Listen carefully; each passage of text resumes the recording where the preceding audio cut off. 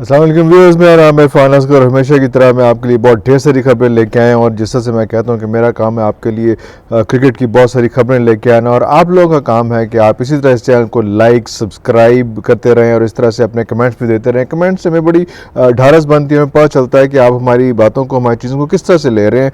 उसका बड़ा फ़ायदा हो जाता है हमें, ताकि हम आइंदा जो है वो उसी तरह के आपके पैटर्न के, आपके हिसाब से जो है हम इसमें चीज़ें ऐड करते रहें। तो सबसे पहले हम शुरू करते हैं कि जो पाकिस्तान का टेस्ट हो रहा था बांग्लादेश के साथ, और वहाँ पे बड़ी अच्छी सूरत हाल हुई और पाकिस्तान ने आज सुबह सुबह ही जो है वो टेस्ट मैच जीत लिया और बड़ा अच्छे तरीके से, बड़े आराम से, बड़े तमीज़ से जो है वो ये मैच ख़त्म हो गया। और उसमें पहले जो है बांग्लादेश ने जो है बैटिंग की थी और उसमें 330 रन किए थे, जिसके जवाब में पाकिस्तान 286 स्कोर करके जो है वो ऑल टीम आउट हो गई थी। और उसके बाद जब दोबारा बांग्लादेश की बारी आई तो उसमें बांग्लादेश ने जो है वो 157 स्कोर किया, जल्दी आउट हो गए सारे, और पाकिस्तान को 202 रन का जो है वो हदफ दिया। और पाकिस्तान ने जो है वो डे 5 में, डे 4 का हाफ डे और डे 5 मिला के जो है वो पूरा मैच ख़त्म कर लिया। इस मैच की जो हाइलाइट्स थी वो आपको बताते चले तो एक तो उसका क्या नाम है, जो नया प्लेयर हमारे पास आया है आबिद अली, वैसे नया प्लेयर तो नहीं है, अरसे से खेल रहे हैं, लेकिन आबिद अली और अब्दुल्ला शफीक, इन दोनों की ओपनिंग पार्टनरशिप्स दोनों बारियों में थी जिन्होंने बड़े अच्छे तरीके से परफॉर्म किया।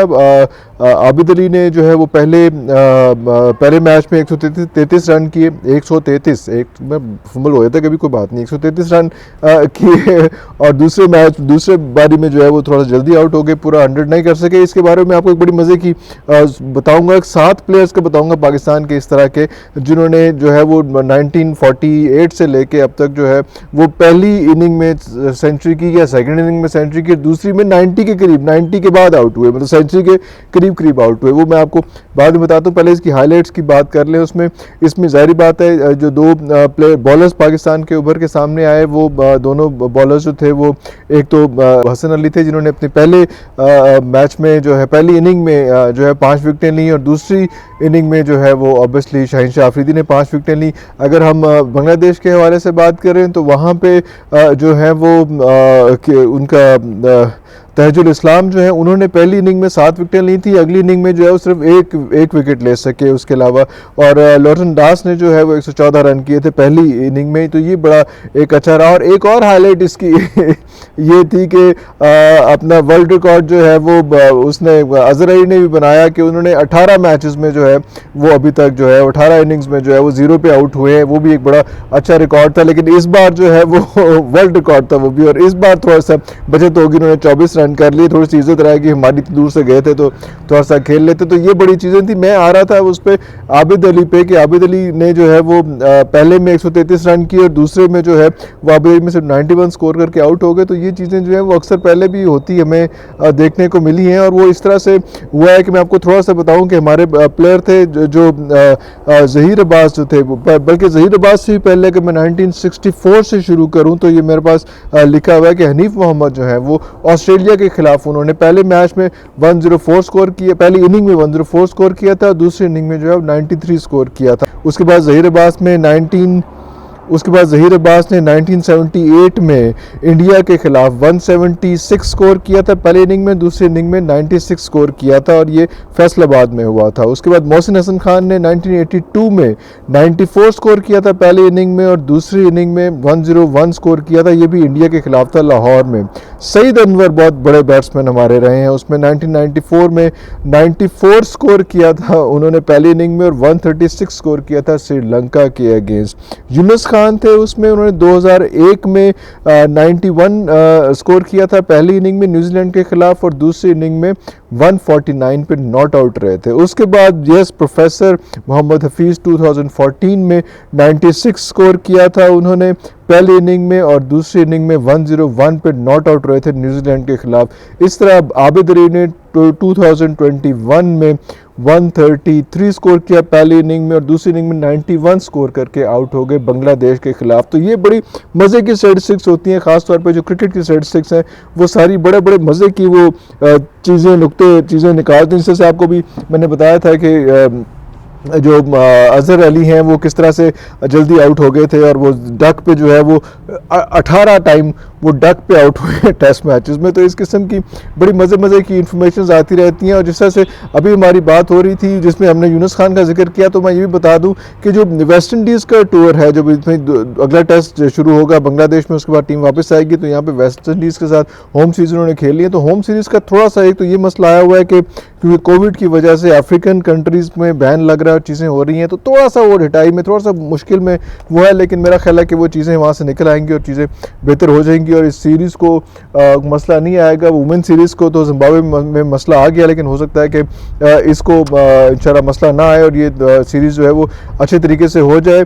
अब उसमें मसला में जो आ रहा है वो ये आ रहा है कि अभी भी आपने यहाँ पे देखा हो बांग्लादेश में भी बाबर आजम ने जो है वो ख़ास तौर पे कहा कि मैथ्यू हेडन हमारे पास होते थे बैटिंग कोच, तो इधर बैटिंग कोच नहीं है हमारे पास, तो हमें इसकी प्रॉब्लम आई है। तो बैटिंग कोच की क्या प्रॉब्लम आई थी, अब तो बॉलिंग कोच भी क्योंकि वो साउथ अफ्रीका के हैं, तो he has to go back to his native country, क्योंकि वहाँ पे भी वो फ्लाइंग रिस्ट्रिक्शंस और सारा कुछ जो है वो सारा कुछ लगने वाला है। तो वो चाह रहे हैं कि मैं जल्दी चला जाऊँ, तो वो भी चले गए। बड़ा अच्छा जो है वो साथ रहा उन्होंने, और बहुत शुक्रिया उनका, बहुत प्यार से बड़े अच्छे तरीके से मैथ्यू हेडन ने भी और फ्लेंडन ने भी जो है वो दोनों ने बड़ा अच्छा हमारा साथ दिया और वर्ल्ड कप का भी प्रोसेस किया, और बहुत अच्छे तरीके से ये सारा प्रोसेस जो है वो हमारा अभी तक का ख़त्म हुआ। हम चाह रहे थे कि दोनों प्लेयर्स हमारे साथ रहें, जो फर्स्ट टाइम हमने इंट्रोड्यूस पाकिस्तान पीसीबी ने इंट्रोड्यूस कराए थे कंसल्टेंट के तौर पे, जो कोचेज़ नहीं थे। लेकिन अब जब वेस्ट इंडीज़ की टीम आ रही है तो यहाँ पे हम तो चाह रहे हैं कि यूनुस खान जो है वो कोच बने, लेकिन मेरा ख्याल है कि उनकी बजाय जो मोहम्मद यूसुफ हैं वो बैटिंग कोच के बारे में, उनके बारे में कहा जा रहा है कि वो एज ए बैटिंग कोच आएंगे इसके साथ, और उमर गुल जो है वो एज ए बॉलिंग कोच आएंगे। तो ये एक थोड़ी सी डिफरेंट खबर थी उसमें कि Umar Gul as a bowling coach और मोहम्मद यूनुस जो है वो आएंगे एज ए बैटिंग कोच। ये भी खबरें हैं, अभी कंफर्म नहीं है। कंफर्म इसी तरह से ये चीज़ें हो रही हैं। और ये इसमें ये भी मसला आ रहा है वेस्ट इंडीज़ का, क्योंकि हमारे शायद साउथ अफ्रीका से जो है वो जो न्यूट्रल अंपायर हैं वो वहाँ से आने हैं, तो वो भी फ्लाइंग की शायद रिस्ट्रिक्शंस आए, चीज़ें हैं, तो उसमें मसला आएगा शायद उसमें। वैसे न्यूट्रल अंपायर की अब ज़रूरत क्या बचती है ये मुझे समझ नहीं आती, क्योंकि जब आपने थर्ड अंपायर रख लिया तो फिर न्यूट्रल अंपायर क्या करना है, फिर तो कोई भी अंपायर आप रख सकते हैं और साथ थर्ड अंपायर उसका कर लें उसमें। लेकिन अभी जिस तरह से हम बात कर रहे थे अंपायर के हवाले से, तो वहाँ पर जो अबू धाबी में एक बड़ा खौफनाक हादसा पेश आया है हमारे अलीम डार के साथ, जो बड़े रिनाउंड अंपायर, बड़े अथेंटिक, बड़े ज़बरदस्त किस्म के, बड़े जांबाज किस्म के अंपायर हैं। उनको जो है उनको जो है फील्डिंग एक फील्डर ने जो है वो एक बॉल थ्रो की, तो बॉल थ्रो जो विकेट की बजाय जो है वो उनकी गर्दन के पिछले हिस्से पे जो बहुत सेंसिटिव एरिया होता है तो वहाँ पे लगी, और वो बस बचत ही हो गई उसमें, क्योंकि वो बहुत ज़ोर से, वो तो ईंट की पत्थर की तरह जाके वो लगती है बॉल, और बहुत बुरी तरह से उनको बॉल लगी। लेकिन वो जानदार किस्म के आदमी है, खुद बड़ी अच्छी वर्जिशी उनका जिस्म है और बड़ा मेहनत करते हैं, एक्सरसाइज वगैरह करते हैं, तो बचत होगी, वरना वो एक थोड़ी सी मुश्किल क्रिएट हो सकती थी वहाँ पे उसमें। लेकिन अल्लाह ने शुक्र किया, बचत हो गई। ये उसी की बात है जो T10 जो वहाँ पे चैम्पियनशिप हो रही है, तो उसी के हवाले से मैं ये बात कर रहा था उसमें। और ये चीज़ें बातों का सिलसिला तो खैर चलता रहेगा। इसमें मैं आपको एक और बात बता चलूँ कि ये जो PSL के मसाइल आ रहे हैं वो भी कुछ ढिटाई का शिकार हो गए हैं। उसमें पहले 8 दिसंबर को जो है वो ड्राफ्टिंग हुई थी, ड्राफ्टिंग जो है वो 8 से अब 15-16 को चली गई है। तो ये थोड़ी सी कन्फ्यूजन आ रही है, समझ नहीं आ रही कि इसमें क्या हो रहा है उसमें, क्योंकि आगे मुझे तो लग रहा है कि खुदा ना खास्ता कि कैंसिल ना हो जाए, क्योंकि ये अभी और आगे जो है हमने अगर 25 तारीख से खेलनी शुरू करनी है 25 जनवरी से, तो ये तो बहुत कम टाइम रह जाएगा प्लेयर्स को जमा करना और सारा कुछ करना, अरेंज करना, सारे अरेंजमेंट्स वगैरह सारे, फिर बायोसिक्योर बबल और बहुत सारी चीज़ें हैं इसमें। तो अल्लाह करे कि ये चीज़ें जल्दी ठीक हो जाएं और हम लोग जल्दी हम करें। लेकिन इस बार थोड़ी सी इल्तवा का शिकार हो रही है ये इसमें, और हमने आगे ऑस्ट्रेलिया के साथ वो कन्फर्म्ड है कि ऑस्ट्रेलिया ने किस तारीख को पाकिस्तान में आना है और वो सारा कुछ, तो हमें बहुत जल्दी ख़त्म करना पड़ेगा। फरवरी के एंड तक जो है वो हमें ख़त्म करनी है PSL। तो ये, और अभी तक हमें समझ नहीं आ रही कि ड्राफ्टिंग कब और क्या है, पहले 8 तारीख को थी, अब 15 तारीख को ड्राफ्टिंग चलेगी। तो ये चीज़ें थोड़ी सी मुश्किल आ रही है। एक और ये भी खबर आ रही है कि हमारे जो कराची किंग्स के इस पर कैप्टन होंगे वो बाबर आजम होंगे, और इमाद वसीम जो है इस पर नहीं होंगे।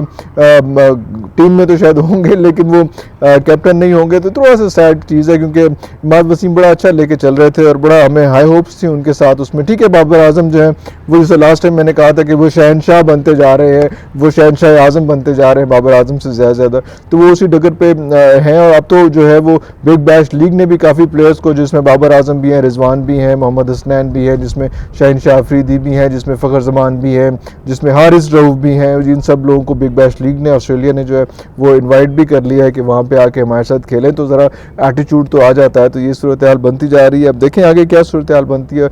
आपसे ये रिक्वेस्ट है कि आप इसी तरह इस चैनल को देखते रहें, इसी तरह से हम आपको ज़्यादा से ज़्यादा बेहतर से बेहतर खबरें आपको देते रहेंगे। बहुत शुक्रिया।